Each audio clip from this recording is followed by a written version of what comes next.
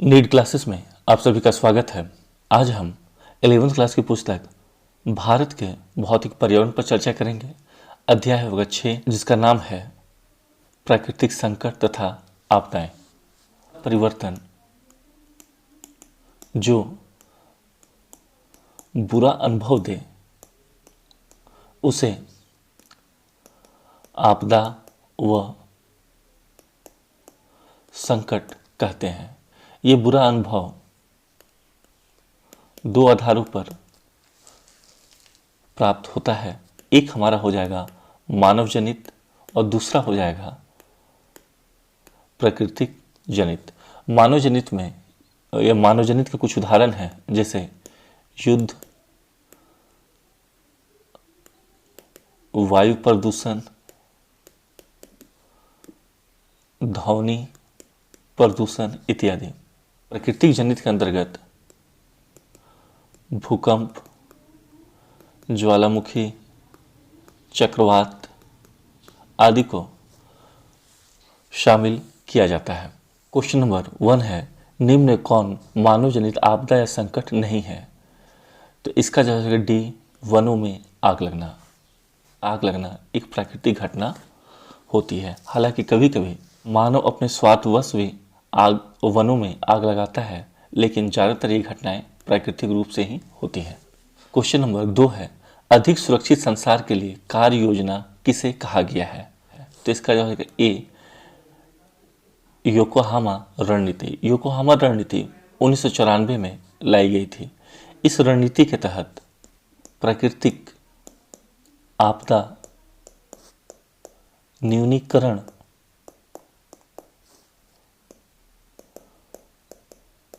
अंतर्राष्ट्रीय दशक की बात की गई थी।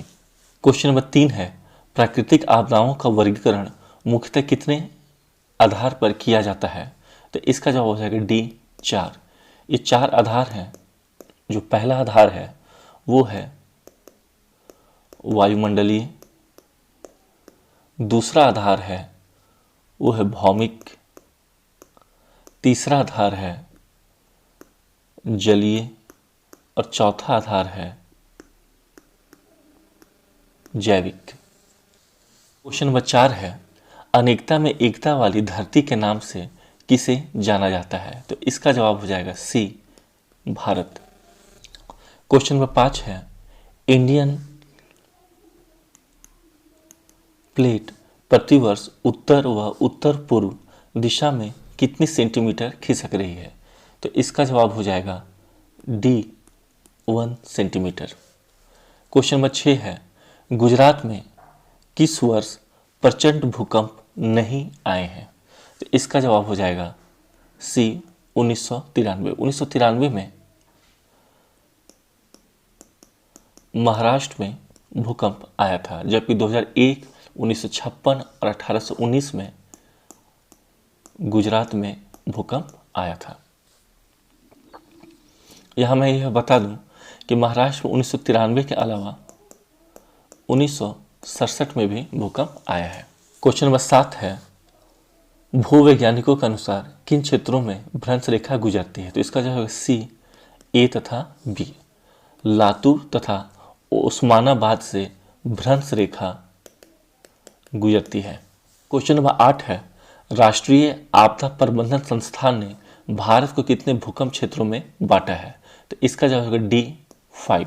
इसमें से पहला है अति अधिक क्षति जोखिम क्षेत्र, दूसरा है अधिक क्षति जोखिम क्षेत्र, तीसरा है मध्यम क्षति जोखिम क्षेत्र, चौथा है निम्न क्षति जोखिम क्षेत्र, पांचवा है अति निम्न क्षति जोखिम क्षेत्र। इसे MSK 9, MSK 8, MSK 7, MSK 6, MSK 5 के रूप में भी बांटा जाता है। क्वेश्चन नंबर 9 है, भूकंप के प्रभाव को कितने आधारों पर आकलन किया जाता है? तो इसका जवाब है सी, 3। भूकंप के प्रभाव को 3 आधारों पर आकलन किया, भूतल के आधार पर, दूसरा है मानव के ढांचों के आधार पर और तीसरा है जल के आधार पर। भूतल के आधार पर दरारें, भूस्खलन, द्रवीकरण, भूदाब को शामिल किया जाता है। मानवीय के ढांचों पर दरार पड़ना, खिसकना, उलटना, आकुंचन, निपात को शामिल किया जाता है। जल के आधार पर लहरें, जल गतिशीलता, दबाव और सुनामी को शामिल किया जाता है। नंबर 10 है, भूकंप न्यूनीकरण करने के लिए किस तरीके का प्रयोग किया जा सकता है। पहला है जीपीएस की मदद से प्लेट हलचल की जानकारी प्राप्त करना, इसके आधार पर किया जा सकता है। भूकंप क्षेत्र का मानचित्र तैयार करना, ये भी सही है। भूकंप प्रभावित क्षेत्र के घरों का डिजाइन में परिवर्तन कर भूकंप विरोधी इमारतें बनाकर, ये भी सही है। तो इसका जो है डी, इनमें से सभी। क्वेश्चन नंबर 11 है, सुनामी के संदर्भ में कौन सा कथन सत्य है। पहला है यह मंडारिन शब्द से बना है, जबकि ये गलत है क्योंकि सुनामी शब्द एक जापानी शब्द है। बाकी के तीनों विकल्प सही होंगे। यह ऊर्ध्वाधर तरंग होती है। इसकी गति उथले समुद्र में ज़्यादा और गहरे समुद्र में कम होती है।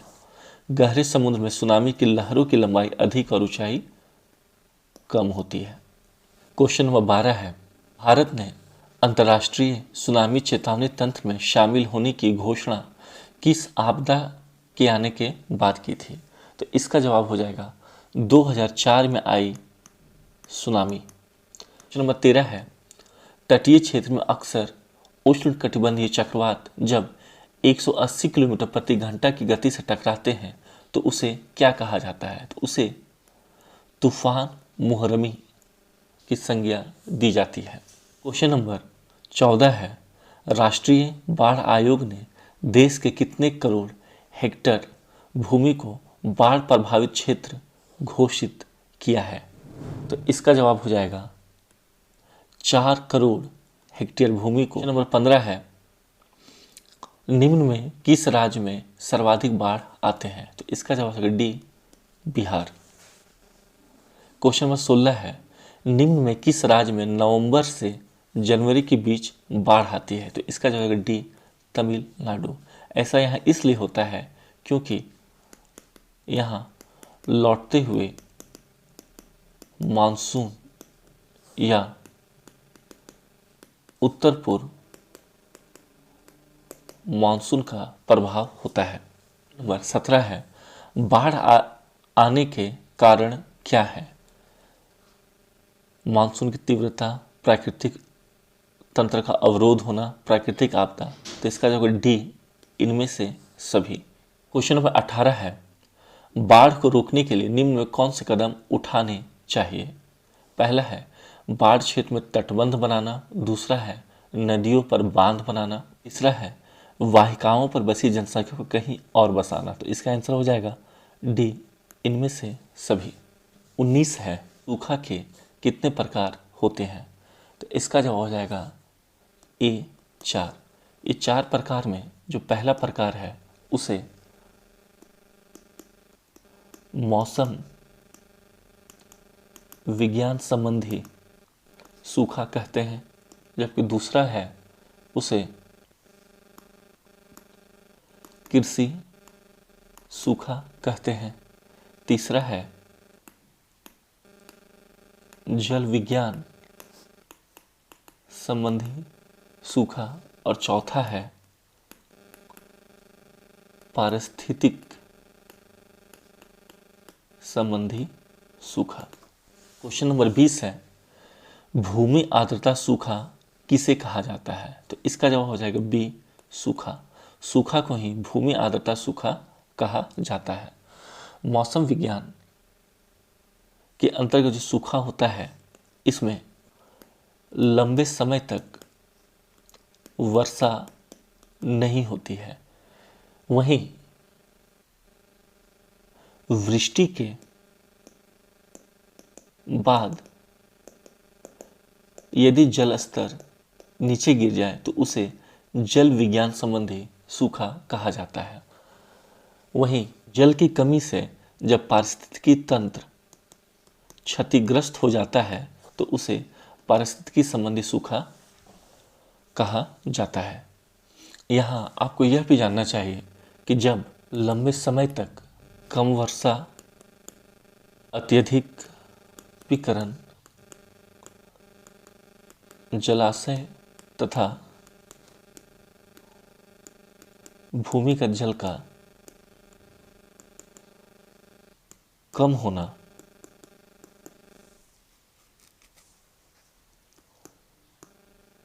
सूखा कहलाता है। क्वेश्चन नंबर 21 है, भारत का कितना प्रतिशत भौगोलिक क्षेत्र प्रतिवर्ष सूखापन से प्रभावित होता है? तो इसका जवाब हो जाएगा ए 19%।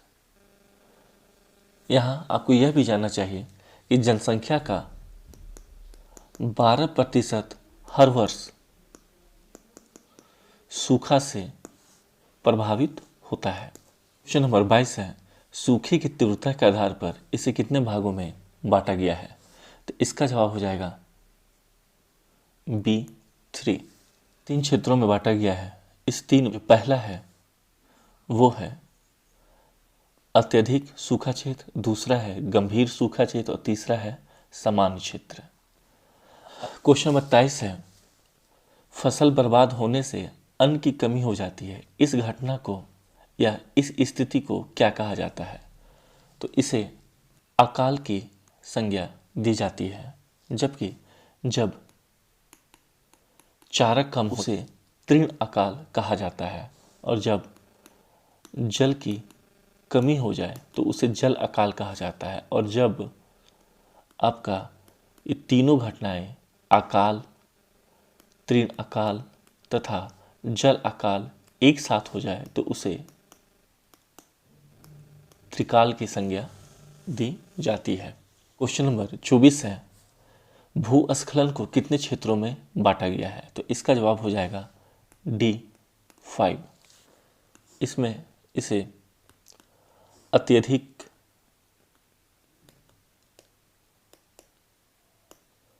सुभेद्यता क्षेत्र, दूसरा अधिक सुभेद्यता क्षेत्र, तीसरा मध्यम क्षेत्र, चौथा कम सुभेद्यता क्षेत्र और पांचवा अन्न के रूप में बांटा गया है।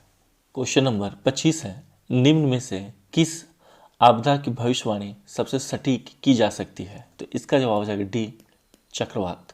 क्वेश्चन नंबर 26 है, आपदा प्रबंधन के कितने अवस्थाएं होती हैं? तो आपदा प्रबंधन की 3 अवस्थाएं होती हैं।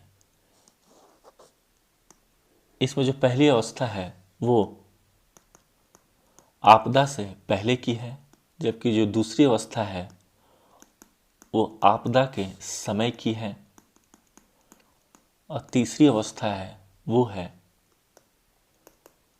आपदा के पश्चात।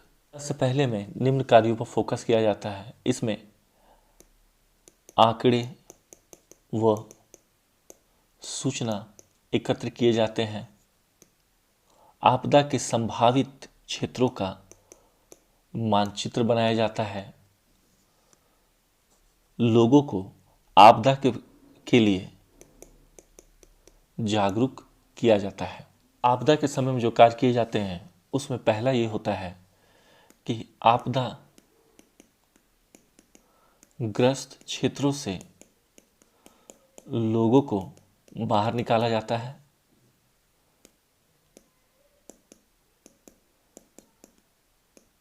आश्रय स्थल का निर्माण किया जाता है, राहत कैंप बनाए जाते हैं, जल, भोजन व दवाई की आपूर्ति की जाती है। आपदा के पश्चात प्रभावित लोगों का बचाव तथा पुनर्वास पर ध्यान दिया जाता है। भविष्य की आपदा से निपटने के लिए क्षमता निर्माण पर ध्यान केंद्रित